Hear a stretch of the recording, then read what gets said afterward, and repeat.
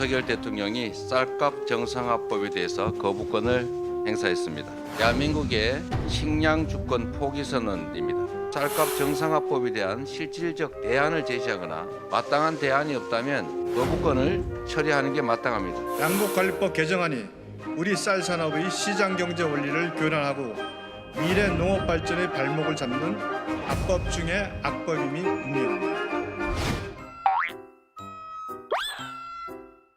지금 당장 농민들이 힘들다고 하면 그거를 어떤 보호해 줄 수 있는 다른 방안 같은 거는 그러면 없을까요? 지금 남아도는 쌀 문제가 굉장히 지금 가슴 아픈 현실 아닙니까? 밥 한 공기 다 비우기. 이런 것에 대해서도 우리가 논의를 한 거예요. 아, 밥 한 공기 다 비우기, 예. 그러니까 두 공기 먹기 뭐 이런 거요? 여성분들 같은 경우는 예. 다이어트를 위해서도 밥을 잘 먹지 않는 분들이 많거든요. 그러나 다른 식품과 비교해서는 오히려 칼로리가 낮지 않습니까? 예, 그런 것을 적극적으로 알려나간다든가 어떤 국민의 전환이 필요하다는 것이죠.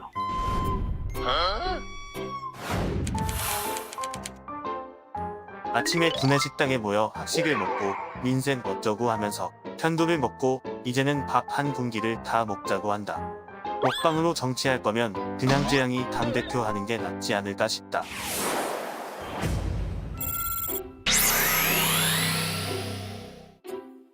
대통령이 보통 3.1절과 광복절 정도는 참석을 하거든요. 그리고 4.3 기념일은 이보다 조금 격이 낮은 그 기념일 내지 추모일인데 무조건 대통령이 참석하지 않은 것을 공격하려는 자세는 저는 맞지 않다고 아니다. 보고요.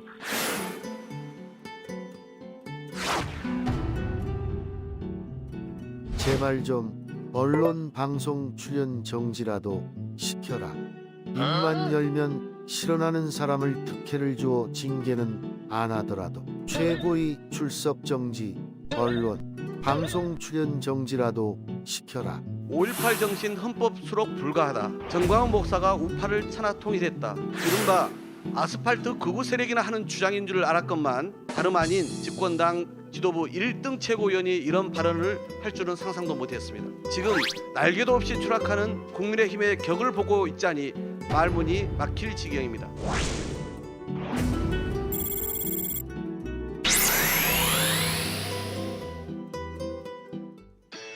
국가대표 정치뉴스쇼 5시 정치부에 시작하겠습니다. 오늘도 뉴스가 많네요. 네, 박관장. 맞습니다. 자, 윤석열 대통령이 어제 양곡관리법 개정안에 대해서 첫 거부권을 네. 행사했잖아요. 그 불똥이 이제 국회로 넘어왔습니다. 민주당이 오늘 당장 재의결을 추진하겠다는 입장을 밝혔죠. 네, 그렇습니다. 민주당은 대통령의 거부권에 대해서 식량 주권 포기 선언이라고 비판했습니다. 오늘 13일 본회의에서 재투표를 추진하겠다고도 밝혔는데요. 재투표에서 부결되더라도 무책임한 여당에 대한 국민의 평가가 뒤따를 거라고 주장했습니다. 국민의힘은 양곡법을 두고 악법 중의 악법이라고 했는데요. 내일 민당정 협의를 통해 쌀값 안정화 대책을 논의하기로 했습니다. 네, 아까 이재명 대표는 쌀값 안정화법 뭐 이렇게 네. 얘기를 하고 또 유상범 대변인은 악법 중의 악법이라는 또 그런 표현을 썼네요. 자, 이런 가운데 국민의힘 민생 119 위원장을 맡은 조수진 최고위원이 네. 아까 영상에서 잠깐 봤습니다만 밥 한 고기 다 먹기 운동을 제안했잖아요. 논란이 좀 있다면서요. 네, 조 최고위원이 양곡법 대안으로 밥 한 공기 비우기에 대해 논의했다고 말한 건데요. 그러면서 여성들은 다이어트를 위해 밥을 잘 먹지 않는 경우가 많다고 얘기했습니다. 민주당은 경박스럽다, 황당한 발상이다라며 즉각 비판을 쏟아내는데요. 이준석 전 대표를 비롯한 여당 일각에서도 먹방 유튜버인 쯔양이 당대표 하는 게 낫지 않겠냐 이렇게 지적을 했습니다. 네, 김웅 의원이 아까 페이스북에 네. 쓴 글이었는데 논란이 커지니까 조수진 의원이 조금 전에 입장을 새로 밝혔다는 거죠. 네, 조 의원은 페이스북에 글을 올렸는데요. 회의에서 나온 아이디어 몇 개를 소개한 건데 발언의 진위를 왜곡해서 선전선동을 벌이는데 유감을 표한다고 했습니다. 이 사과보다는 유감의 뜻을 밝힌 건데요. 자신을 비판한 이재명 대표에게 역공을 취하기도 했습니다. 네. 성남시장 시절에 쌀 피자 만들기 등 쌀 소비 촉진 캠페인을 펼친 일이 있다 주장했습니다. 네. 자, 좋습니다. 관련 소식은 저희가 국회 상황실에서 짚어보는 걸로 하고요. 오늘이 이제 대정부 질문 마지막 날이잖아요. 네. 아까 잠깐 봤더니 이제 오늘도 역시 이제 한동훈 장관에게 공세가 많이 집중되던데 한 장관이 국회 나가기 전에 국회 네. 나가면서 이른바 송파병 출마설에 대해서 직접 입장을 내놨다는 거죠. 네, 그렇습니다. 한 장관이 송파구로 주소를 옮겼다는 일부 언론의 보도에 대해서 최근 송파구 쪽을 가본 적이 없다고 했는데요. 자신은 전혀 무관하다고 일축한 겁니다. 또 김의겸 의원이 자신을 향해서 조선 제1의 혀라고 비판한 걸 두고는 덕담으로 생각한다고 말했습니다. 아, 덕담으로 생각하고요. 네, 그러면서 덕담에 덕담을 드리자면 거짓말을 끊기 어려우면 줄이는 것도 좋을 것 같다 이렇게 얘기하면서 맞받았습니다. 네, 뭐 약간 더 비꼬는 듯한 네. 또 그런 발언이기도 하네요. 자, 대정부질문이 진행 중이니까 오늘도 속보 잘 챙겨줘요. 알겠습니다. 어제 잘 챙겼어요? 열심히 했습니다. 아, 그래요? 네. 좋습니다. 들어갈게요. 네.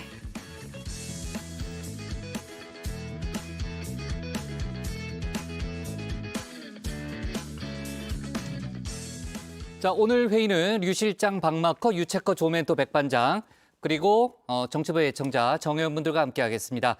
자, 속보 실시간 반영하면서 열어놓고 회의를 진행하죠. 회의가 진행되는 동안에는 소통반장 백반장이 직접 여러분과 소통할 예정입니다. 자, 오늘 응답하라 다정의 주제는 뭡니까? 네, 윤 대통령의 양곡관리법 거부권 행사를 놓고 정치권 공방이 이어지고 있습니다. 이런 가운데 국민의힘 조수진 최고위원이 밥 한 공기 다 비우기 운동을 제안했죠. 논란이 더 커지고 있는데요. 정 의원분들께서는 어떻게 생각하시는지 함께 이야기 나눠보려고 합니다. 유튜브에 정치보회의 실시간을 검색하시면 댓글 보내실 수 있으니까요. 많은 참여 부탁드립니다. 네.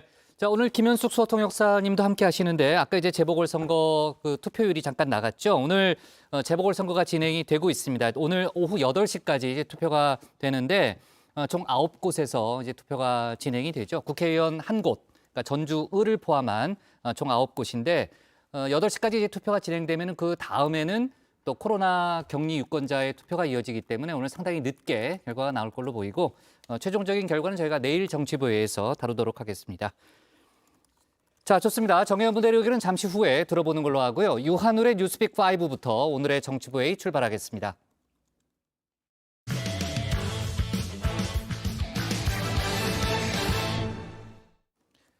국민의힘과 정부가 오늘 학교폭력 근절 대책을 논의했습니다. 학폭 기록을 정시에도 반영하는 데 의견을 모았는데요. 다만 이 정도로 학교폭력 근절까지 가능하겠느냐는 지적도 나오고 있습니다. 한편 미국 소식인데요. 형사 기소된 미국 트럼프 전 대통령 법정에 처음 나왔는데 정치 개입이라고 반발하고 있습니다. 관련 소식을 유한울 체크가 정리했습니다. 네, 5시 하면 다정해 정의원들의 뉴스 큐레이터 울체커입니다. 수요일의 뉴스픽 5 바로 들어갑니다. 오늘 준비한 소식은요. 학폭 정시 반영, 머그샷은 없었다. 윗선 출국 금지, 보행로가 무너졌다. 2천만 원 벌금으로 가져왔습니다. 아들의 학폭 의혹으로 국가수사본부장에서 낙마한 정순신 변호사, 그 뒤로 이른바 정순신 사태라고 불리는 이번 일이 결국 여기까지 왔습니다. 당정이 오늘 학교폭력 근절 종합대책을 논의했는데요. 최종 계획을 확정하고 발표하는 데까진 조금 더 걸리겠습니다만 큰 방향은 공개됐습니다. 핵심은 학폭을 대학 정시에까지 반영하는 겁니다. 학교 폭력 엄정 대응을 위해서 학교생활기록부의 중대한 학교 폭력 가해 기록 보존 기간을 더 연장하고 또 현재 대입 전형과 관련해서 수시에 반영하고 있는 학교 폭력 가해 기록을 정시에까지 확대 반영해서 학교 폭력에 대한 경각심을 강화할 필요가 있다는데 당정은 인식을 같이 했습니다. 네, 당정 협의 중에는 이 학폭이 중장기적으로 취업에까지 영향을 미치도록 해서 학폭에 대한 경각심을 높일 필요가 있다는 의견도 나왔다고 하는데요. 이렇게 학폭 기록에 집중하는 이유, 바로 정순신 변호사 아들이 학폭을 저지른 뒤에도 정시로 서울대에 진학했기 때문이죠. 수능 점수만 보는 정시 일반 전형에 응시한 덕이었습니다. 2020년도 서울대학교 모집 요강에선 정시 일반 전형의 경우 100% 수능 점수를 보고 뽑았습니다. 다만 징계 기록이 있으면 감점당할 수 있다고 나와 있습니다. 정시와 달리 수시 전형에서는 학교폭력 처분 내용을 중요하게 봅니다. 사실 정시에 반영한다고 해서 학폭이 완전히 근절될지 저 울체커는 의문이 듭니다. 물론 더 적극적으로 반영하겠다는 의미이기는 하겠지만요. 조금 전 들으신 것처럼 당시에도 학폭이 반영이 아예 안 됐던 건 아닙니다. 서울대 측은 이른바 정순신 사태가 불거지자 당시에 정 변호사 아들의 이 삭제됐던 학폭 기록을 확인해서 감점을 했다고 공개했는데요. 이 감점한 점수 고작 2점이었습니다. 수능을 잘 봤다면 당락에 전혀 영향을 미치지 않을 정도죠.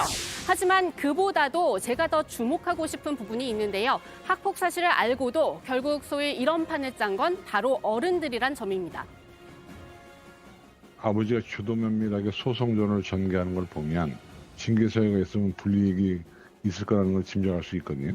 그러니까 정시에 갈 수밖에 없는 거죠. 정 변호사 부부는 민사고 학폭위의 강제 전학 처분에 불복해서 교육청에 재심을 청구했습니다. 그 뒤 법원에 징계 취소를 요구하는 소송을 내서 1년을 더 끌었습니다. 아들을 좋은 대학에 보내는 데만 집중한 탓이 아닐까 싶은데요. 그러니 학폭 당사자인 정 변호사 아들에게 제대로 반성할 기회가 있었을까요? 학폭위에 제출한 사과문을 봐도 그럴 기회가 없었던 점은 분명해 보입니다. 이 성의 없이 딱 6문장 적어내려간 반성문은 학폭위에서조차 지적할 정도였고요. 그래서 다시 쓴 사과문은 나도 많이 힘들다 적어놨습니다. 아들은 검사 아빠가 얼마나 자랑스럽고 고마웠을까요?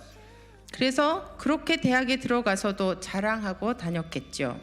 검사 아빠는 아들의 잘못을 꾸짖지 않고 제때 반성하고 성찰할 기회를 빼앗아간 것입니다.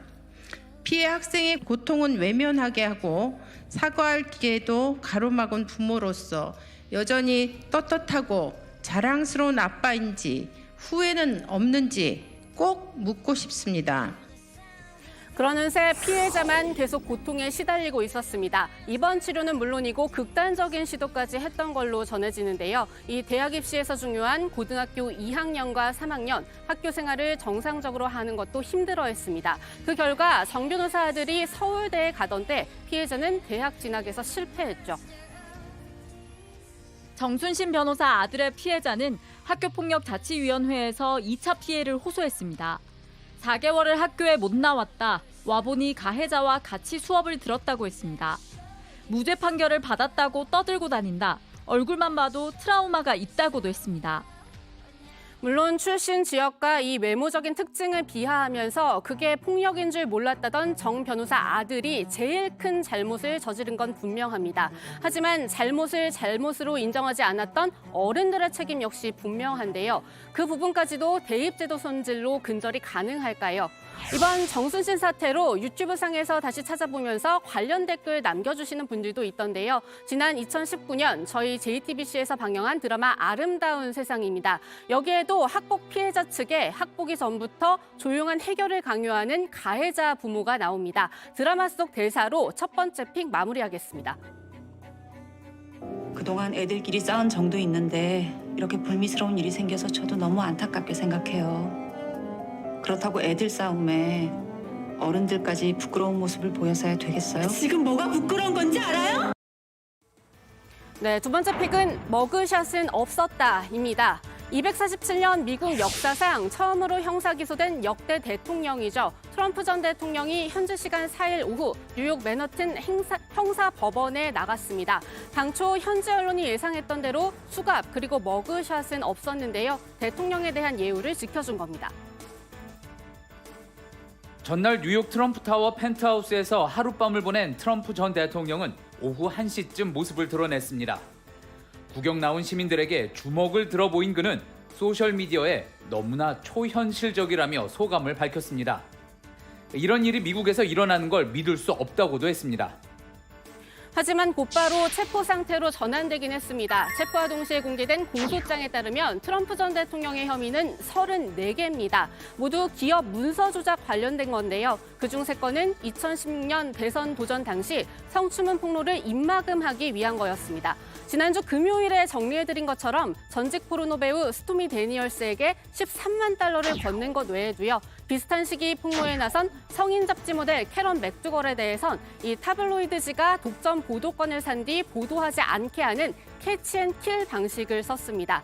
여기에 트럼프에게 혼의 자식이 있다고 주장한 트럼프타워 도어맨 출신 남성에게 $30,000를 건넨 사실도 새롭게 드러났습니다.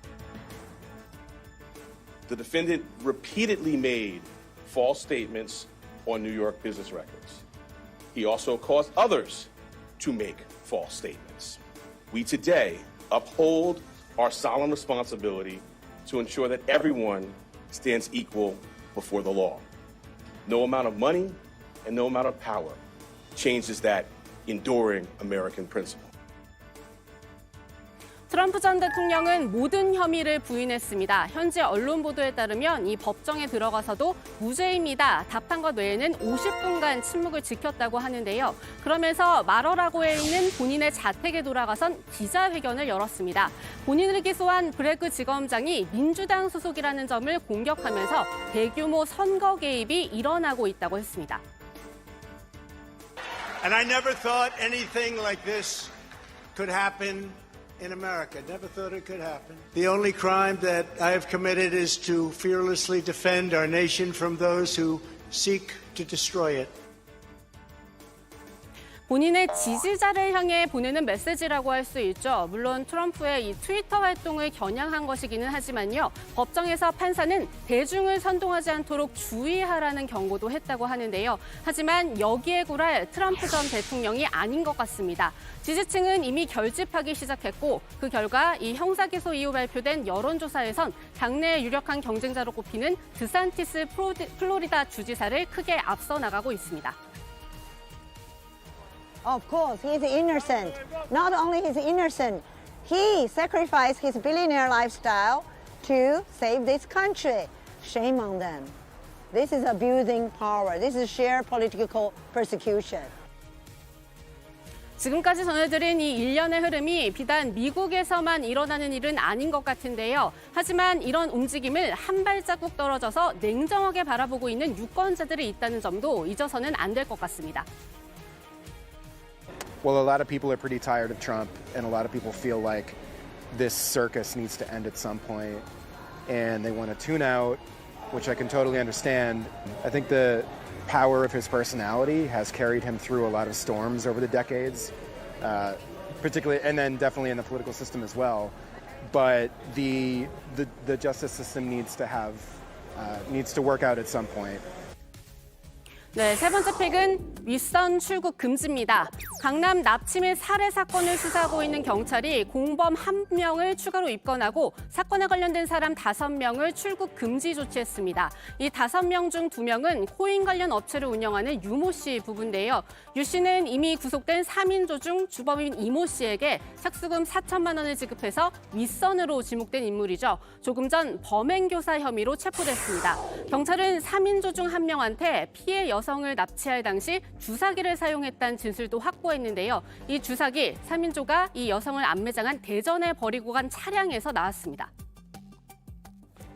주사기도 나오고 고무망치 있잖아요. 거기다 나오고 없는 것 없이 막 수십 가지가 나오더라고. 그 일반 병원에서 쓰는 주사기 있잖아요. 그게 한 5개인가 있. 경찰은 이 3인조에 대한 신상 공개 여부도 오늘 오후에 논의했는데요. 이 다정의 시작과 동시에 신상을 공개하기로 결정했다는 속보가 들어왔습니다. 네, 다음 픽은 보행로가 무너졌다입니다. 오늘 오전 9시 45분쯤 경기도 성남시 분당구에 있는 정자교 한쪽이 무너져 내리면서 행인 1명이 숨지고 1명이 크게 다쳤습니다.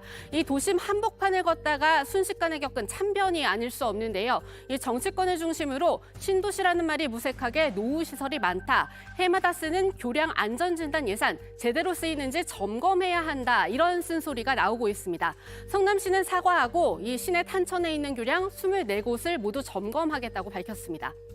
네, 오늘의 마지막 픽, 2천만 원 벌금입니다. 음주운전 사고로 물의를 일으킨 배우 김세론 씨에 대해 1심 재판부가 벌금 2천만 원을 선고했습니다. 재판부는 음주운전은 타인의 심각한 피해를 가져올 수 있는 범죄라면서 김 씨의 주행거리가 짧지 않다고 지적했는데요. 다만 김 씨가 초범인데다가 배상에도 적극 나선 점을 참작했다고 밝혔습니다. 김 씨는 사과하면서도요, 재판 과정 등에서 나온 거짓 생활고 호소 논란 등에 대해선 다음 같은 반응을 보였습니다. 하나하나 짚고 가기엔 너무 많은 것들이어서 어떻게 말씀드려야 되는지 잘 모르겠어요. 그 생활부 논란이 있었는데 그 부분에 대해서 한 말씀 해주실 수 있으실까요? 피해 보상이랑 또 위약금 관련해서 되게 많은 금액들이 나왔어요. 그리고 그동안 제가 거기에 돈을 많이 썼기 때문에 생활보다 아니다 기준을 제가 정한 건 아니고요. 굉장히 힘든 상황인 건 맞습니다. 네, 오늘의 뉴스픽은 여기까지입니다. 들어가서 원픽 뽑겠습니다. 뉴스픽 5였습니다. 네, 유한울 체커가 이제 조금 전에 속보가 들어왔다고 얘기를 했는데 강남 여성 납치 살인 피의자 3명의 신상이 조금 전에 공개가 됐습니다. 경찰청이 이제 신상공개위원회를 열었는데요. 이경우, 황대한, 연지호 이렇게 지금 3명입니다. 차례대로 지금 사진이 나가고 있고요. 전부 30대네요. 35, 36, 30 이렇게 3명이고 경찰청은 범죄의 중대성 또 충분한 증거가 확보됐다는 점을 고려해서 신상을 공개하기로 결정했다는 그런 설명을 붙였고 사실 이들 3인조가 지난달 31일에 검거가 됐으니까 5일 만에 신상 공개 결정까지 내려졌는데 상당히 좀 빠른 또 그런 속도네요. 네, 그만큼 이제 뭐 사회에 미친 그런 충격파가 컸고 또 범죄가 상당히 중하다 이렇게 판단을 한 것 같습니다.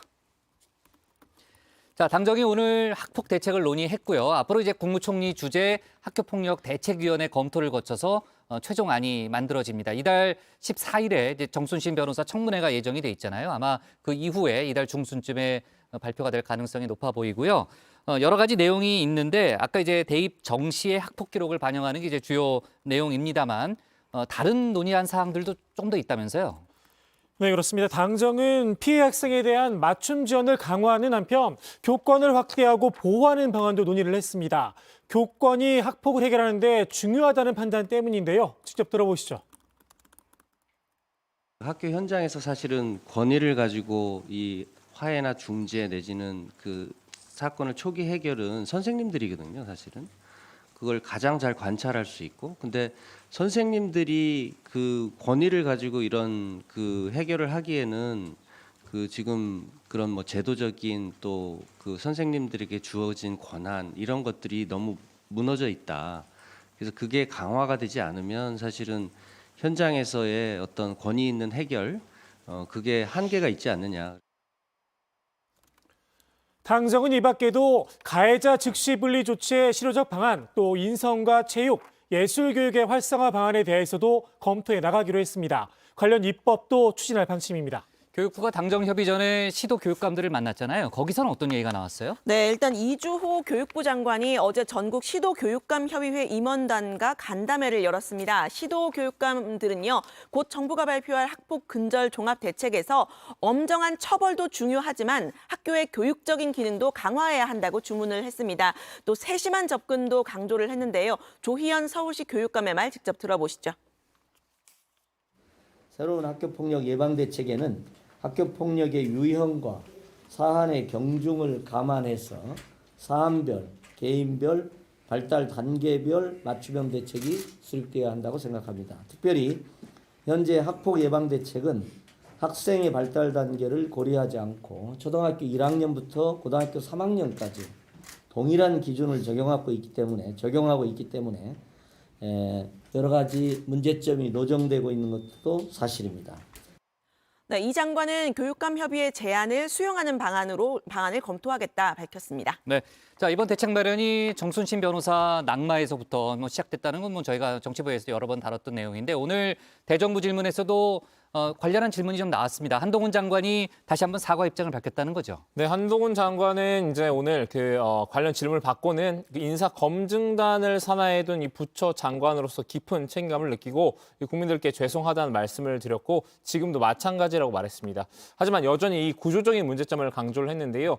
민주당 전해철 의원이 인사 검증에서 어떤 부분이 잘못됐다고 생각을 하느냐라고 묻자 구조적으로 이 문제는 다시 반복될 수 있다. 잘 아시다시피 이 검증단이 이 판결문과 학적부를 볼 수 없다고 답한 겁니다. 그렇지만 이 국민 눈높이에서 부족하다고 보기 때문에 그 점에 대해 책임감을 느낀다는 것이라면서 사실상 기존 입장을 반복했습니다. 네. 자, 그리고 네 번째 픽 관련한 소식을 좀 짚어보면요. 수도권 도심 한복판에서 일어난 사고기 때문에 상당히 좀 충격이 큽니다. 여러 가지 앞으로도 이제 좀 정밀한 조사가 필요한 사안인데 지역 정치권에서는 점검 또 관리 부실을 지적하는 그런 목소리도 나오고 있잖아요. 근데 이제 지난해 진행된 정기 안전 점검에서는 양호 등급을 받았다는 거죠. 네, 그렇습니다. 분당구청은 지난해 8월부터 11월까지 이 외부 업체의 용역을 맡겨서 정자규모에 대한 정기 안전 점검을 진행했는데요. 여기서 구조물의 안전성에 위험을 초래할 만한 손상이나 중대 결함은 확인되지 않는다면서 양호 등급을 받은 것으로 드러났습니다. 더 구체적으로는 전체 5등급 중에 두 번째인 B등급이 나온 거라서 이 부실 점검 논란이 핵심으로 떠오를 것으로 보입니다. 관련 속보를 조금 더 챙겨봐야 되겠네요. 네. 자, 오늘 고른 원픽은 어떤 거예요? 네, 오늘의 원픽입니다. 당정 학폭 정시 반영, 학폭 근절 가능할까?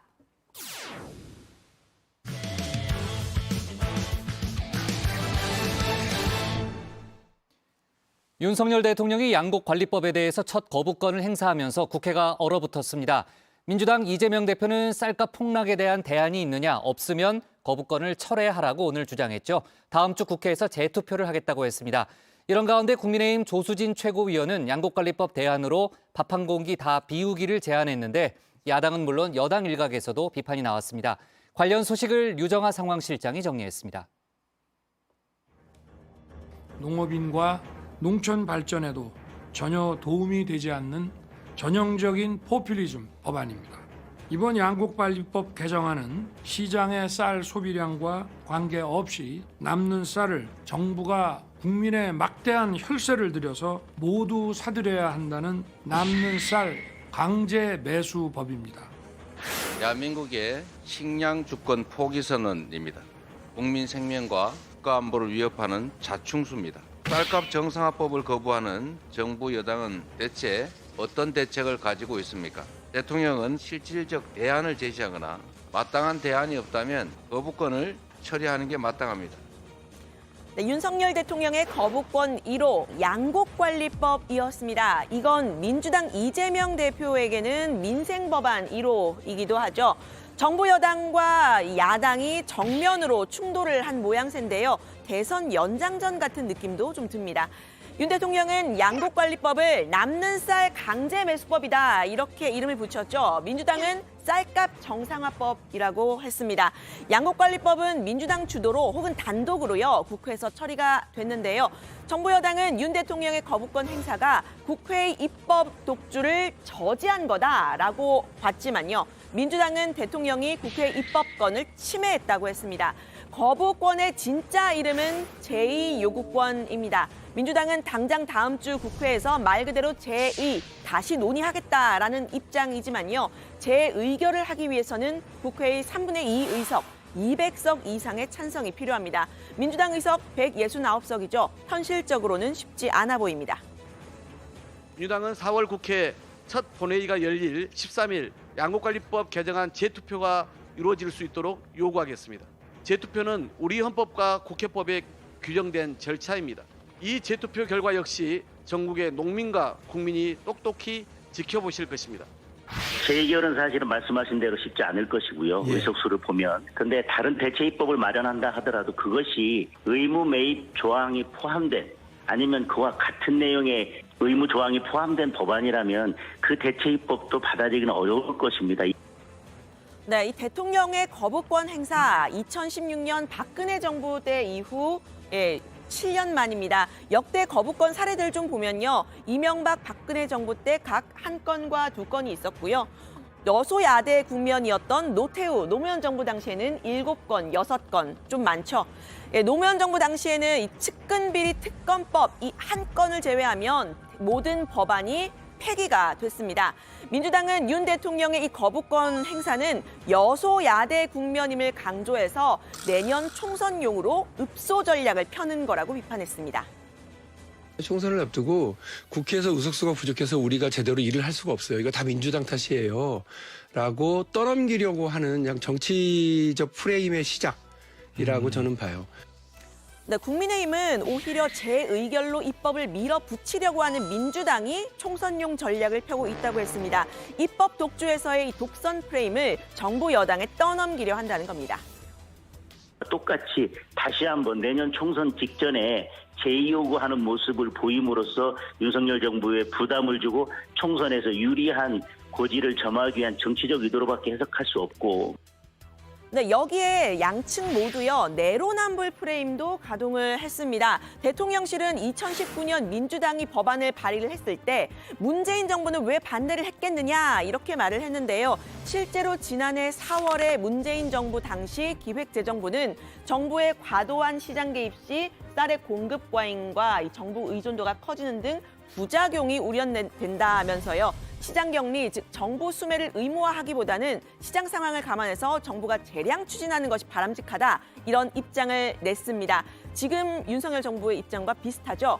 이 양곡관리법과 비슷하게 민주당이 단독 추진 중인 다른 법안들도 우려가 된다는 게 국민의힘의 입장입니다.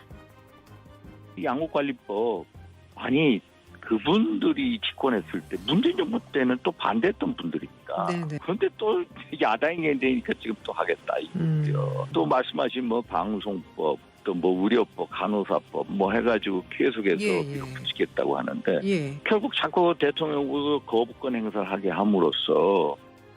네, 민주당은 윤석열 당시 대선 후보가 썼던 페이스북 글을 가져왔습니다. 2021년 12월 글인데요.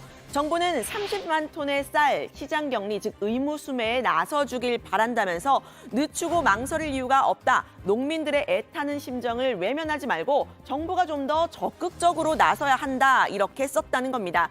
윤 대통령은 이 양곡관리법 포퓰리즘 법안이라고 했죠. 이 발언을 그대로 돌려줬습니다. 대선 후보일 때 마음 따로, 대통령 되고 나서 마음 따로입니까? 윤 대통령 스스로 내걸었던 공약이야말로 표를 의식한 포퓰리즘 아닙니까? 당선을 위해서라면 거짓 약속쯤 아무 일도 아니었던 것인지 묻지 않을 수 없습니다. 네, 민주당이 양곡관리법을 재의결하려는 이유는 민생 법안이기 때문이라는 거죠. 문재인 정부 청와대에서 농업 비서관을 지냈던 신정훈 의원은 윤석열 정부 들어서 쌀값이 더 폭락했다면서 풍년일수록 농민들이 더 힘들다고 했습니다. 신 의원은 양곡관리법 발의자이기도 하죠. 유 실장의 그와 나의 전화통화 그나저나 코너에서 직접 통화를 한번 해봤습니다. 정부 여당에서는 얘기하는 게 이제 양곡관리법을 하면 쌀 재배 면적이 늘 거다. 오히려 쌀값이 폭락할 수 있다고 하고 궤변이에요, 지금. 궤변이죠. 정부 입장은 이것은 타당성 문제보다도 이재명 민생 법안이기 때문에 반대하는 거예요. 가장 큰 문제는 과잉 생산이 반복돼서 쌀값이 폭락하는 상황이 계속되고 있다는 이야기입니다. 생산량이 평년장만 되어도 쌀이 한 20만 톤이 남아도는 이 상황 때문에 농민들은 늘 쌀값에 가슴 졸이고 있는 거죠. 그래서 적정 재배 면적을 관리해서 쌀값을 정상화하자 하는 것이 이 양곡관리법의 기본 취지입니다. 역대 정부가 생산 조정을 했을 때 놀랍게도 초과 생산이 되지 않아요. 그럼에도 불구하고 정부의 책임을 좀 더 명확하게 하기 위해서 사후적으로도 이 시장 격리에 의무를 준 거죠. 안전장치일 뿐이지 실제로 10년에 한 번이나 20년에 한 번도 발동이 안 될 겁니다. 만약에 재배 면적이 늘어나서 초과 생산이 발생하면 정부가 의무 매입을 하지 않아도 된다라는 그런 예외 조항을 지금 담고 있어요. 정부의 우려는 이 법안에서 이미 다 해결되고 있는 건데도 불구하고 억지 주장을 하고 있는 거죠. 네, 양곡관리법을 반대하고 있는 국민의힘에서도요, 이 쌀값 폭락과 과잉 생산에 대한 대안은 필요하다 이렇게 생각을 했던 듯합니다. 민생 119 특위위원장을 맡은 조수진 최고위원은 이 특위 차원에서 논의한 대안을 최초로 공개를 했는데요. 뭐냐면 밥 한 공기 다 비우기 운동이었습니다. 가령 우리 지금 남아도는 쌀 문제가 굉장히 지금 가슴 아픈 현실 아닙니까? 그렇다면은 밥 한 공기 다 비우기 이런 것들에 대해서도 우리가 논의를 한 거예요. 아, 밥 한 공기 다 비우기? 예. 그러니까 2공기 먹기 뭐 이런 거요? 네, 그러면서 여성들이 다이어트 때문에 밥을 잘 먹지 않는다 이런 이야기를 했는데요. 밥이 오히려 칼로리가 낮다는 걸 알려나가자 이렇게 이야기를 했는데 설마 여성들이 밥을 많이 안 먹어서 쌀이 남아돌고 쌀값이 폭락했다는 건 아니겠죠? 여성분들 같은 경우에는 다이어트를 위해서도 밥을 잘 먹지 않는 분들이 많거든요. 그러나 다른 식품과 비교해서는 오히려 칼로리가 낮지 않습니까?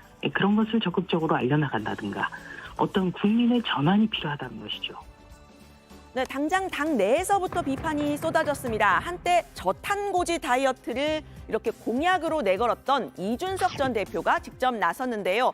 이걸 가지고 지금 대안 경쟁을 할 수 있겠느냐? 갈수록 태산이라고 했습니다. 그러면서 이 사진을 올렸는데요. 1940년대부터 쭉 지금까지 밥그릇 크기가 점점 줄어들고 있다. 이런 사진입니다. 이 밥 한 공기 다 비우기만으로는 쌀 소비량 증대에 의미가 없다면서 이 운동이 실효성이 있으려면 오히려 밥그릇 크기 키우기 운동을 해야 한다고 했습니다. 실효적이려면 밥 한 공기 다 먹기 운동이 아니라 밥 많이 퍼담기 또는 2공기 먹기 운동이 되어야 최소한 논리적입니다. 1940년대 밥 공기 크기로 가면 실질적으로 식당에서 더 많은 밥을 남겨서 더 많이 버리는 방식으로 해결될 것 같습니다. 네, 김웅 의원은 뭘 자꾸 먹는 당신 100% 지도부다 이런 글을 올렸습니다. 김기현 대표가 앞서 학생 식당에서 아침을 먹은 걸 저도 소개를 해드렸었는데 이걸 언급하면서 먹방으로 정치를 할 거면 먹방 유튜버로 유명한 쯔양이 당대표를 하는 게 낫지 않을까 싶다 이렇게 썼는데요. 허은하 의원 역시 양곡관리법 대책이라는 정치의 책임을 국민들에게 떠넘기고 있다고 비판했습니다. 자유대한민국이 조선민주주의 인민공화국이냐, 밥을 반 그릇 먹든 다이어트를 하든 그건 국민의 자유고 선택이라고 말을 했는데요. 가뜩이나 지금 국민의힘에서는 김재원 최고위원이 설화 때문에 곤욕을 치르고 있죠. 김기현 대표는 조 최고위원의 아이디어에 대해서 그게 무슨 대책이 되겠냐면서 진화에 나섰습니다. 그게 무슨 대책이 되겠습니까? 그냥 국민들이 공감할 수 있는 정책이 이어야 되는데 본인이 그런 뜻으로 말씀한 건 아니라고 저는 생각합니다. 대표님, 그 민생특위가 지금 희화화되고 있는데 희화화되고 있는 건 아니죠. 아니 민생특위가 지금 활동을 시작했는데 뭘 희화화됐어요. 지금 해야 될 일들이 많은데. 네, 민주당 역시 비판에 나섰습니다. 이재명 대표는 쌀 생산량을 줄이기 위해서 우수품종 생산을 제어하고 또 자살을 막기 위해서는 번개탄 생산을 막는 게 윤석열 정부라고 말했습니다. 직접 보시죠. 쌀값 대책으로 밥 한 공기 더 먹기, 다 먹기? 진짜 정말입니까? 밥 한 공기 다 먹기. 예, 밥 한 공기 다 먹기 구상하고 있다 이렇게 얘기를 한 겁니다. 그러면서 뭐 요즘 뭐 여성들이 무슨 다이어트 때문에 다 먹지 않냐 뭐 등등 이런 얘기를 했는데 정말 황당무계한 발상해서 뭐라고 표현을 못하겠어요.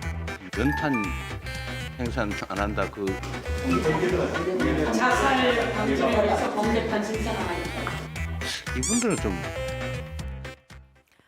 네, 밥 한 공기 다 먹기 운동에 대한 논란이 일자 조수진 최고위원은 민생119 특위 회의에서 나온 몇 아이디어를 소개한 발언의 진위를 왜곡해서 선전선동을 하는 것에 대한 유감을 표한다는 입장을 밝혔습니다. 민생 아이디어를 정쟁으로 몰지 말라면서요. 이재명 대표도 성남시장 시절 쌀 소비 촉진 캠페인을 펼쳤다고 말하기도 했습니다. 오늘 발제는 이렇게 정리합니다. 양곡관리법 두고 충돌한 윤석열 대통령과 이재명 대표, 조수진 최고위원 밥 한 공기 다 먹기 운동 또 설화? 네. 자, 마지막에 이제 류 실장이 얘기했던 대로 조수진 최고위원이 선전선동이다라는 그런 표현을 썼기 때문에 사과보다는 본인이 이제 정면 돌파를 하겠다는 아마 그런 좀 의지를 드러낸 것 같고 당분간 좀 논란이 이어질 것 같은 그런 분위기네요. 후쿠시마, 그 전에 이 얘기부터 좀 해볼게요. 조금 전에 나온 속보인데 오늘 윤석열 대통령이 외교 안보를 주제로 국정과제 점검 회의를 열었다는 거죠. 네, 그렇습니다. 오늘 회의는 제2차 국정과제 점검회의였는데요. 혼란한 외교안보 지형 속에서 대한민국이 나아갈 방향에 대한 영상물 상향으로 시작이 됐습니다. 윤석열 대통령은 이 자리에서 한미일 협력을 다시 한번 강조했는데요. 복합 위기, 북핵 위협을 극복하기 위해서는 그 어느 때보다 한미일 삼국 협력이 중요하다라고 한 겁니다. 특히 한미 동맹은 군사 안보 동맹을 넘어서 글로벌 포괄적 전략 동맹으로 발전을 했고 한일 관계 역시 그 중요성은 아무리 강조해도 지나치지 않다고 했습니다.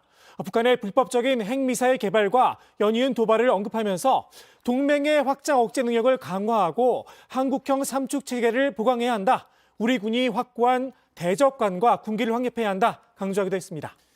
윤 대통령은 이 자리에서 이제 국정과 외교는 동전의 양면이라고도 말했는데요. 이 자유평화 번영에 기반한 글로벌 중추국가라는 개념을 다시 한번 강조했습니다. 이 보편적 가치를 공유하는 국가 간 연대와 협력은 국제사회에서 우리 생존과 국익뿐만 아니라 우리 헌법 가치인 자유민주주의와 시장 경제 체제와 직결된 문제라고 했는데요. 외교의 중심은 경제다. 앞으로 이 글로벌 협력을 확대해서 원전, 반도체, 공급망 협력을 강화를 하고 이 수출 성과와 해외 시장 개척을 이뤄내는 데 역량을 모을 것이라고 했습니다.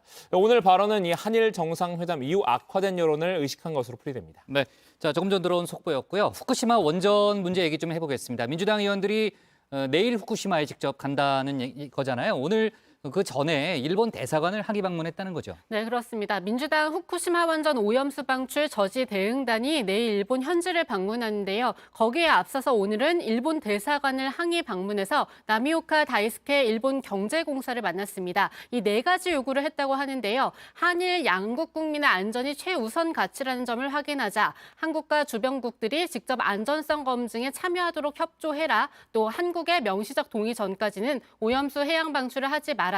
그리고 마지막으로 안전선이 확보되기 전까진 수산물 수입 재개 논의하지 마라. 이렇게 4가지를 요구했다고 합니다.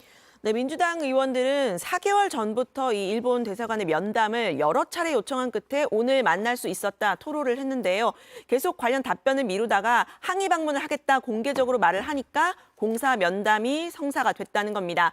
원전 오염수 방류 관련해서 자료를 요청했더니 한국 정부의 모든 정보를 제공했다라는 게 일본 대사관 측의 답변이었다고 하는데요. 양이원영 의원은 우리 정부가 자료를 충분히 확보하지 못하고 있다는 사실을 확인했다면서 추후에 자료를 제공받으면 적극적으로 공개하라고 했습니다. 어쨌든 한국 정부에 제공한다고 하니 한국 정부가 이 자료를 적극적으로 공개를 하시기 바랍니다. 국회의원에게도 제공하지 않는 자료가 있다면 어떻게 국민들에게 그걸 안전하고 믿을 수 있다고 우리가 설득을 할 수 있겠습니까? 그런데 민주당 의원들이 이제 정작 일본에 가더라도 만날 수 있는 사람들이 그렇게 제한적이라는 얘기가 나오는데 국민의힘에서는 그 대목을 지적하고 있는 거잖아요. 네, 그렇습니다. 민주당 의원단은 오늘 국회에서 관련 간담회를 열었습니다. 현재로선 도쿄전력이나 일본 정부 당국과의 만남이 예정돼 있지는 않다고 밝혔는데요. 국민의힘은 민주당 의원들의 현장 방문, 광우병 때처럼 일종의 괴담을 유포하고 있다 이렇게 비판을 했습니다. 당사자들이 만나주지 않는 상황에서 현장 검증을 하러 가는 게 의미가 있느냐 이런 의문을 제기했는데요. 결국 반일 여론 조성을 위한 국내 정쟁용 행보 아니냐는 겁니다. 민당 의원분들이 계속해서 삭발식도 하고요. 또 후쿠시마까지 가겠다. 이게 어떤 반일 여론 조성, 이게 어떤 국익적 차원이 아니라 자꾸 국내 정치적인 정쟁용으로 끌고 가고 있다. 국회의원 몇 분이 가신다고 해가지고 그게 어떻게 검증이 되겠습니까? 그건 아니라는 거죠. 그럼 의원들은 가서 뭘 하는 거죠? 일단 민주당 의원단이 밝힌 일정을 좀 살펴보면요. 이제 내일 도쿄 전력을 방문하고 나서 이 국내 언론사 특파원들과 기자 간담회를 하고 후쿠시마로 이동을 합니다. 모레는 이 후쿠시마 지방의원 면담을 하고 후쿠시마 원전 노동자와 이 피난민들을 만난 뒤에 후쿠시마 공동진료소와 원전 오염 현장들을 방문한다는 계획이고요. 민주당에서는 이 일본 정부 당국이나 도쿄 전력이 만남을 거부하고 있다고도 강조했습니다. 야당 의원들의 방문에 일본 정부는 물론이고 우리 정부도 협조하지 않고 있다는 점을 비판했습니다. 야당 의원으로서 후쿠시마 원전 오염수 방류에 대한 국민적 우려를 직접적으로 보여주는 것 또한 매우 중요하다고 생각이 되어집니다. 실제 이번 관련해서 일본 대사관도 협조를 안 했고요. 그리고 지금 우리 국내 대사관도 협조를 하고 있지 않습니다. 정부는 그러면 이 문제를 어떻게 보고 있는가, 국민들에게 그걸 설명하려고 하는 것인가, 그건 아닌 거잖아요. 결국은 일본과 한 편이 돼서 이걸 방류하겠다는 거잖아요. 그런데 그러면 야당의 국회의원들이 안 만나준다고 여기 앉아서 가만히 있습니까? 그럴 수 없는 거 아니겠습니까? 네. 자, 민주당 의원들의 또 후쿠시마 방문을 두고서 이제 정치권 공방이 또 당분간 또 벌어질 가능성이 있어 보이네요.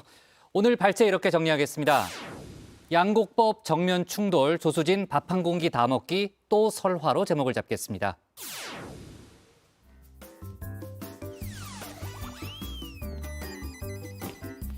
안녕하세요. 정치부회의의 소통시간 백반장입니다. 네, 그동안 산불로 피해가 컸는데 그만큼 이번 비가 참 반갑고 또 고맙게 느껴집니다.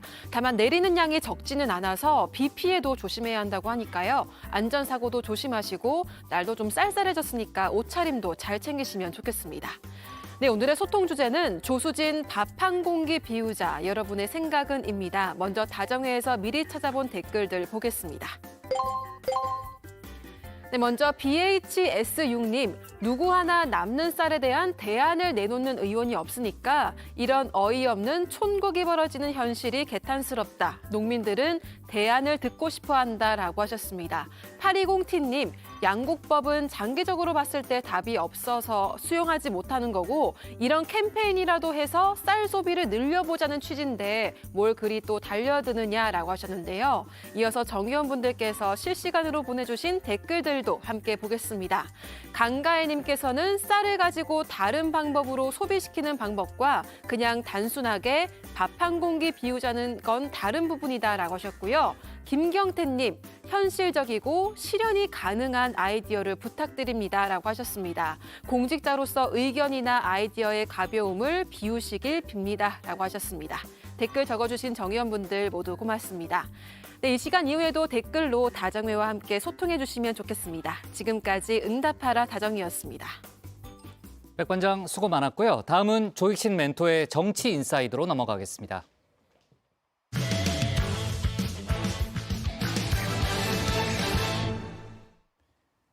국민의힘 김재원 최고위원이 이번엔 제주 4.3을 폄하하는 듯한 발언으로 논란이 됐죠. 당 지도부에 선출된 뒤 채 한 달도 안 돼서 벌써 세 번째 설화 논란에 휩싸였습니다. 김 최고위원은 한 달 동안 대외 활동을 중단하겠다며 자숙에 들어갔는데요. 국민의힘에서는 본인의 이념적인 좌표가 옳은지 성찰해 볼 필요가 있다는 쓴소리까지 나왔습니다. 관련 내용을 정치 인사이드에서 짚어봅니다.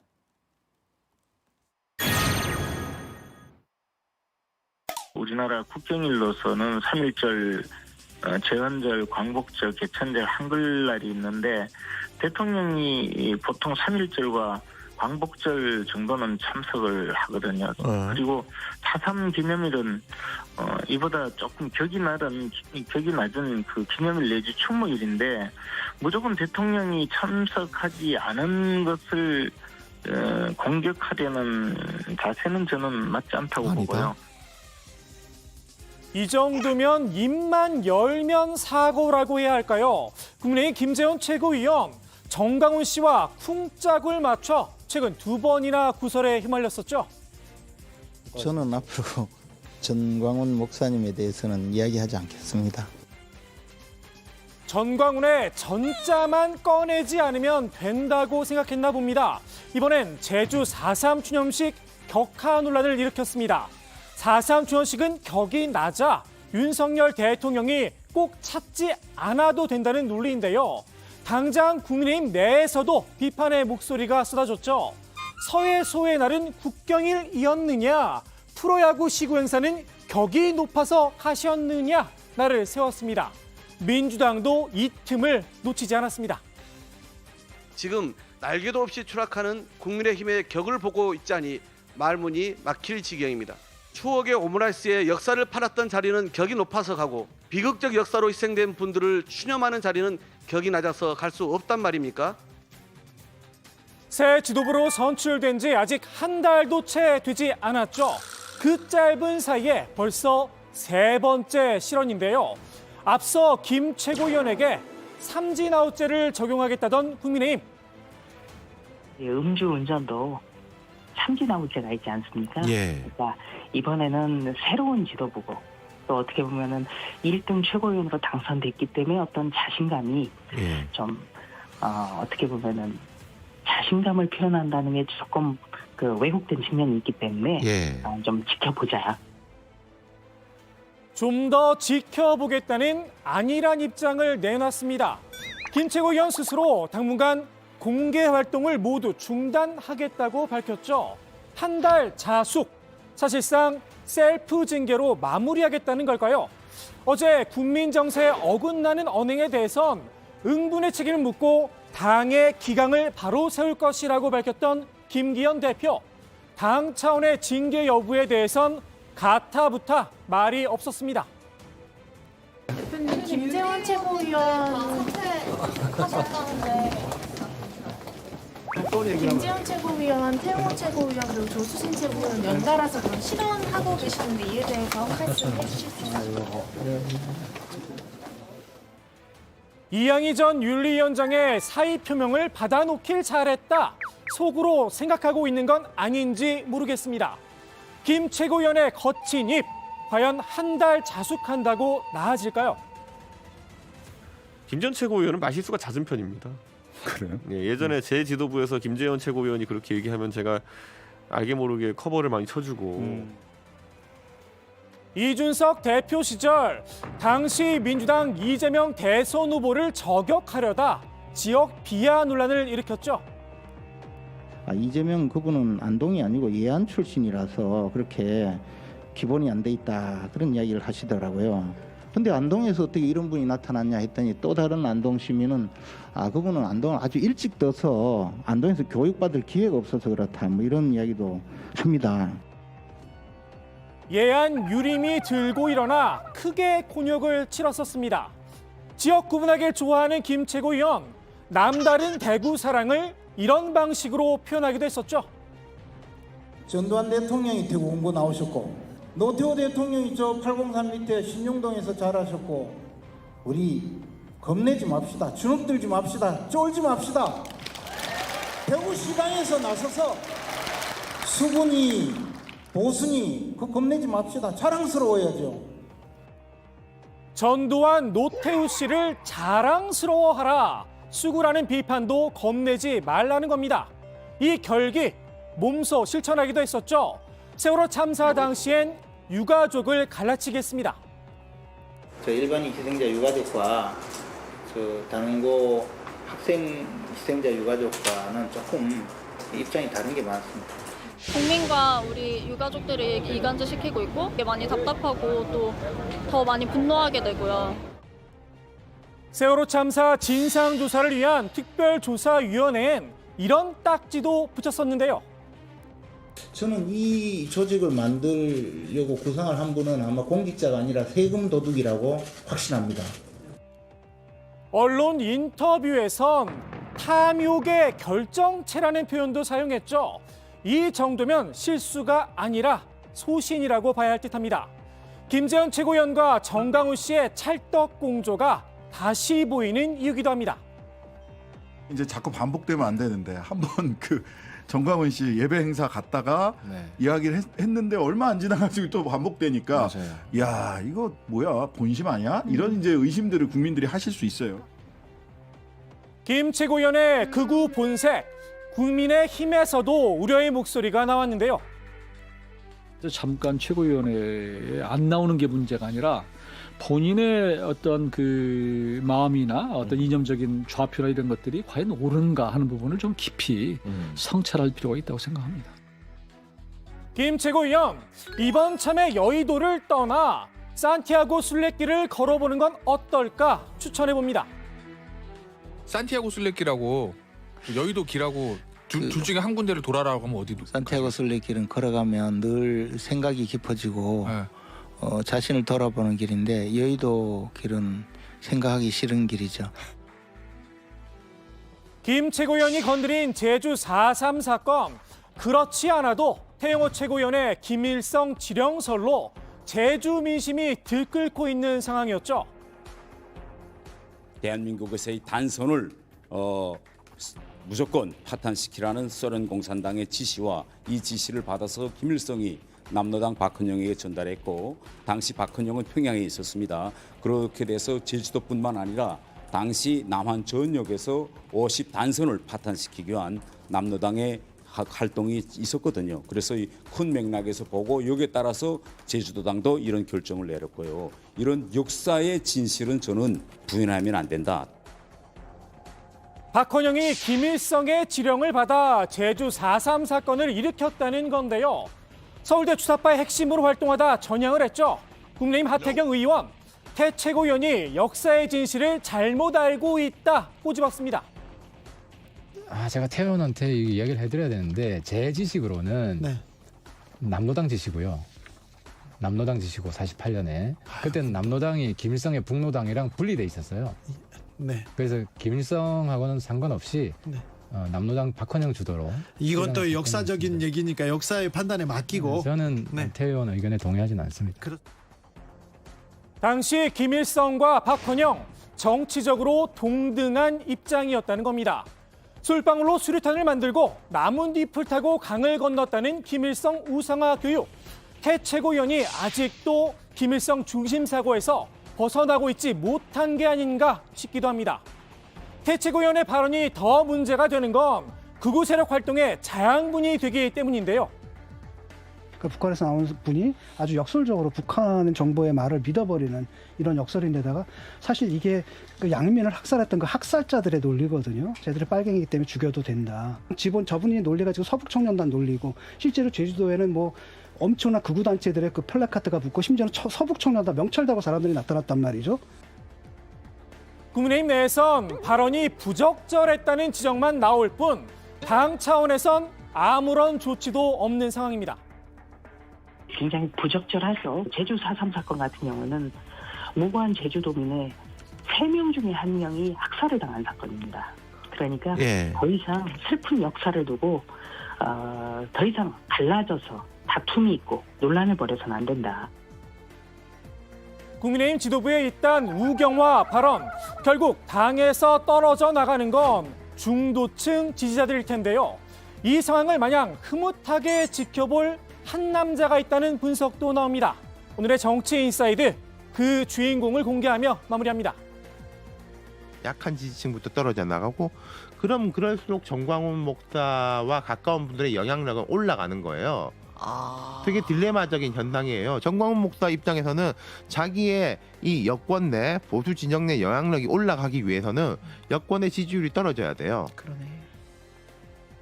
네. 자, 국민의힘 최고위원 관련한 논란이 계속해서 지금 불거지고 있습니다. 김재원 최고위원 또 태영호 최고위원 그리고 앞서 저희가 상황실에서 조수진 최고위원의 발언을 둘러싼 얘기를 좀 했잖아요. 어떻게 보면 이제 김기현 지도부가 출범 뒤에 이제 바로 궁지에 몰렸다 이런 평가도 나오는데 어제 뉴스픽에서 제가 잠깐 다뤘던 내용이죠. 당 소속 광역단체자 등들의 행태도 지금 도마 위에 오른 상황이죠. 네, 그렇습니다. 오늘 좀 다행스럽게 비가 내리긴 했지만 이제 최근에 좀 건조한 날씨가 계속 이어졌죠. 이제 전국 곳곳이 산불로 몸살을 앓았는데 이 소방대원들이 힘겹게 불을 끄고 있는 사이에 이 김진태 강원지사는 골프 연습을 하고 이 김영환 충북지사는 술을 마셨다는 의혹이 제기됐습니다. 오늘 민주당 최고위원회의에선 마치 만담을 나누듯이 이 두 광역단체장의 행태를 꼬집었는데요. 영상으로 직접 보시죠. 어제 또 산불 났는데 자치단체장들 술은 입에 댔는데 안 먹었다 그러던가? 얼굴은 빨개졌는데. 얼굴은 빨개졌는데 일하러 열심히 나가서 빨개졌다는 여기 술 취한 분 얼굴 빨개진 게 나왔는데. 민트도 그렇고 거짓말이 문제입니다. 김진태 지사는 뭐라고 했다고? 김진태 지사는 불이 났는데 업무 시간이 끝나기 전에 골프를 치러 간 거예요. 골프 연습을 하러 갔는데 아니 불이 났는데 어떻게 골프를 치러 갔냐 했더니 아니 그 전에 내가 조퇴서를 썼다. 그랬는데 조퇴서를 낸 게 아니고 그 조퇴서는 3일 뒤 어젠가에 낸 걸로 돼 있어서 거짓말이다 이런. 사후에 조퇴서를 만들어내면 압수수색 해야 된다. 그 허위 공문서 작성 아닌가 그거? 제가 있으면 아마 압수수색 한 100번 정도.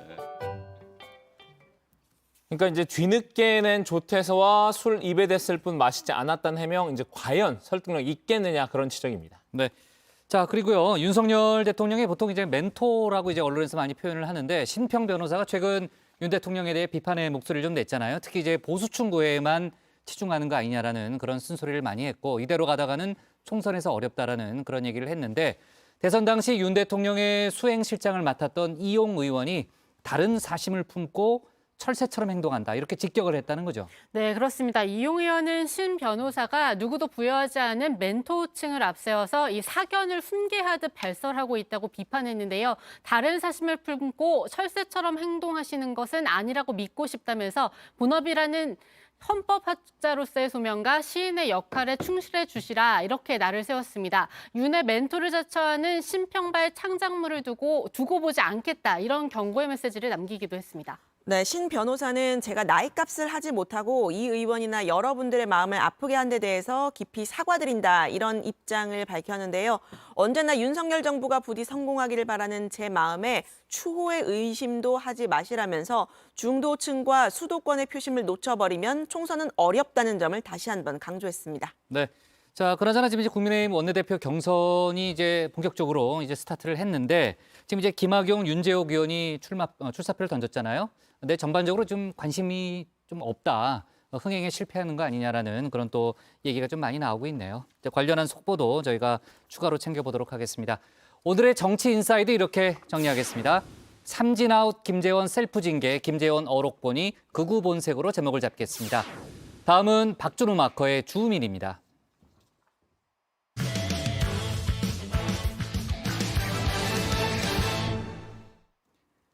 국민의힘 이준석 전 대표가 대선 때 뒷얘기를 공개했습니다. 윤석열 대통령과 관계가 회복되지 못한 계기 등을 설명했는데요. 알려진 것처럼 김기현 대표가 울산 회동을 성사시킨 건 아니라는 입장도 밝혔습니다. 이런 가운데 김기현 지도부가 이준석표 혁신안을 폐기한다는 보도가 나와 논란이 되기도 했는데 관련 소식을 주우민에서 자세히 알아보겠습니다. 두 사람은 지금 연애하는 거라고 볼 수도 있어요. 근데 연애하다가 지금 엄청나게 심한 싸움이 벌어진 거죠. 연애해보신 분들은 알겠지만 연애하다가 원수처럼 싸우는 경우 종종 있잖아요. 있죠. 그래서 헤어지자고 했다가 네. 또다시 또 재결합하기도 하고. 너 도대체 애가 왜 그래? 왜 그렇게 다 네 맘대로야? 이제 선거가 얼마 남지 않아서 비상 상황이고 가장 중요한 시기입니다. 누구도 제3자적 논평가나 평론가가 되어서는 곤란합니다. 내가 내 맘대로라고? 하나부터 열까지 다 맞춰주고 있는데 뭐가 내 맘대로라고? 이준석이 있을 때는 뭐 패싱하고 이준석이 없으면은 왜 나갔냐 그러면서 돌아오라 그러고 어느 장단에 춤을 춰야 될지 모르겠습니다. 네, 지난 대선 때 개봉했던 준석열 브라더스 주연의 연애의 온도입니다.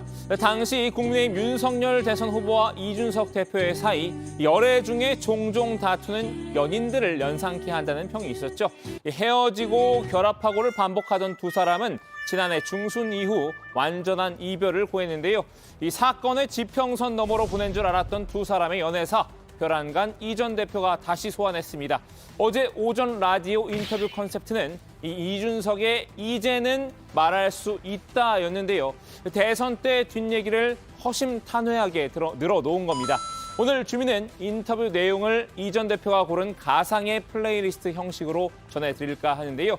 이 전 대표의 첫 번째 선곡, 우리가 헤어진 진짜 이유입니다. 우리가 헤어진 진짜 이유 너는 알고 있을까? 아마 지금은 너에게 아무런 상관이 없겠지. 내 밑에 서열에 서는 것을 거부한 거 아닐까라는 생각을 할 것 같아요. 제가 그래서 이제 그 제주도 갔을 때 JTBC 인터뷰에서 뭐라고 했냐면요. 당대표는 대선 후보의 부하가 아닙니다라는 발언을 했어요. 이 전 대표 자신이 느끼기에 윤 대통령과 사이가 멀어지게 된 결정적인 계기를 설명을 했는데요. 지난 2021년 12월 이 당대표 패싱에 반발해 이 전 대표가 업무를 보이콧하는 사태가 있었죠. 이른바 첫 번째 가출이었는데요. 저는 어제 그게 언론에 리리즈되기 전까지 저한테 가짜는 얘기를 들은 적이 없어요. 부산에 좀 뭐라 그럴까 좀 리프레시하기 위해서 간 것 같은데 당시 이 전 대표는 정처 없이 전국을 돌았는데요. 그 와중에 제주도에서 JTBC와 단독 인터뷰를 진행했었죠. 이때 윤 대통령에게 공개적으로 아쉬움을 토로했습니다. 검찰총장은 법무부 장관의 부하가 아닙니다라고 했던 그 후보의 말이 가졌던 울림이라는 것이 저는 지금의 후보를 만들었다 이렇게 생각하거든요. 저는 똑같이 말씀드리겠습니다. 저는 당 대표는 적어도 대통령 후보의 부하가 아닙니다. 같이 협력해야 되는 관계이고. 당 대표는 이 대통령 후보의 부하가 아니다. 윤 대통령의 과거 발언을 빌려 윤 대통령을 직격하는 발언이었습니다. 이 전 대표는 이 발언이 파국의 트리거였다고 진단했습니다. 당신께서는 검찰총장은 법무부 장관의 부하가 아니라 생각하셨지만은 당신께서는 당대표는 대통령 후보 또는 대통령의 부하다라고 생각하신 것 같아요. 그러니까 제가 그 모순점을 짚어내는 것 자체를 받아들이기 어려우실 겁니다. 그거. 실제로 이 발언 이후 윤 대통령의 반응 상당히 냉담했죠. 언짢은 마음을 그대로 드러냈는데요.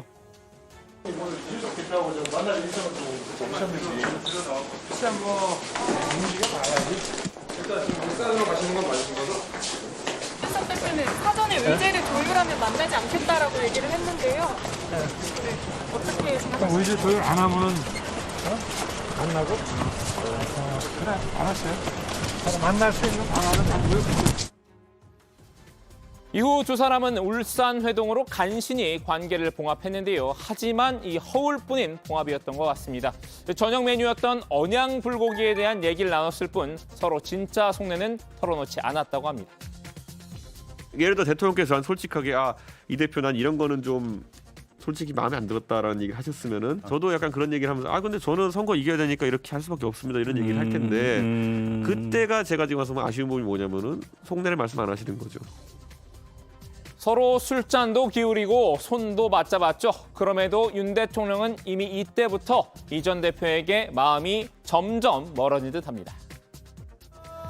점점 난 멀어지나 봐. 그게 편해지나 봐. 너의 얼굴도 생각이 나. 저한테는 단 한 번도 말을 놓은 적이 없어요. 대통령이. 저한테 항상 대표님. 근데 장예찬 이사장한테는 계속 이제 예찬아라고 하는 게 이제 많이 드는 거. 그러니까 이 말은 뭐냐면 제가 봤을 때는 저한테 이제 마음을 틀 상황은 아니었다는 거죠. 거리감을 계속 유지하고 있었다는 얘기가 되는 거네요. 그런 게 좀 있는 거죠. 그래도 이 겉으로나마 화해를 이끌어낸 울산 회동의 주역, 당시 원내대표였던 김기현 대표로 알려졌었죠.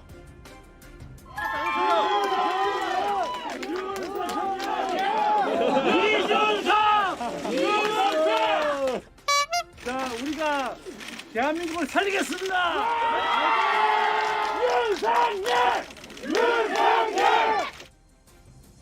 김 대표 본인 역시 전당대회 과정에서 자신이 둘 사이 갈등을 주재했다고 자부한 바 있는데요. 당대표 이준석 대표와 윤석열 대통령 후보 사이에 많은 갈등들이 있었습니다. 위기 상황들이 여러 차례 있었지 않습니까? 울산 회동이 제가 원내대표로서 저희 소신과 철학을 고집하지 않았으면 절대 이루어지지 않았을 겁니다. 그래서 당을 화합시켰고요.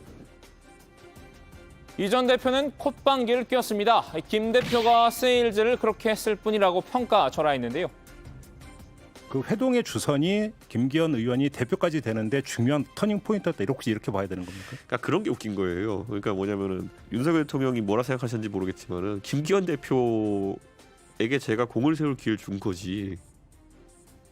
김 대표는 별로 역할을 한 게 없다고 털어놨죠. 한마디로 김 대표가 무임승차했다는 겁니다. 넌 내가 눈 감아줬던 정말 멀리 갔던 무임승차.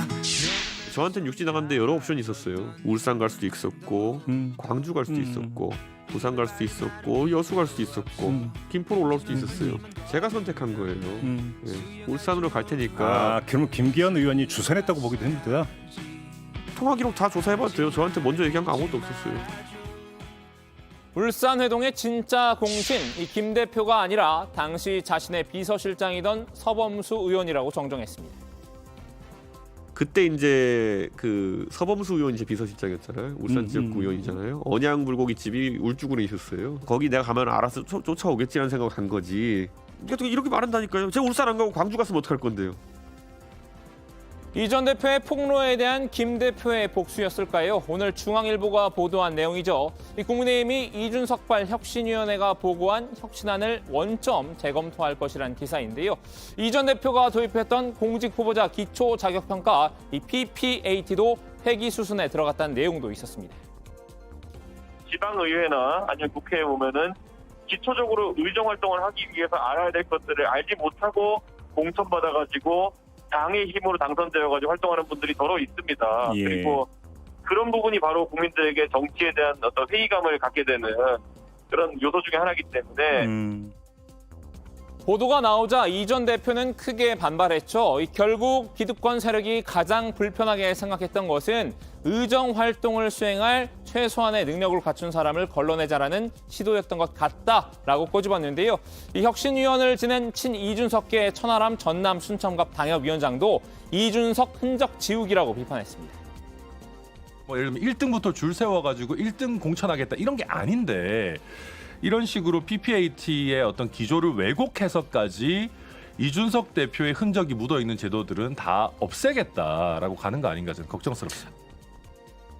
논란이 번지자 김 대표는 오보라면서 서둘러 진화에 나왔습니다. 이 혁신안 가운데 도입 가능한 사항을 검토 중이지 이 혁신안 폐기를 지시한 사실은 없다고 밝혔는데요. 중앙일보에 거짓 정보를 제공한 관계자를 엄중 문책하겠다며 분노를 드러냈죠. 내가 한 말도 아니고 그렇게 자기가 어디서 뭘 들었는지 모르겠는데 헛소리 떠든 놈 누군지 색출하라고 지시했어요. 엄중 조치할 겁니다. 어느 핵심 관계자가 지 맘대로 장문해가지고 있지도 않은 소리를 하고 있어. 자, 오늘은 이 국민의힘 이준석 전 대표에게 줌인해봤습니다. 이준석의 이제는 말할 수 있다. 왠지 시즌2도 출격 대기 중일 듯한데요. 오늘 주민 한마디는 다음 시즌을 기대하며 이 노래로 가름하겠습니다. 어서 말을 해. 어서 말을 해.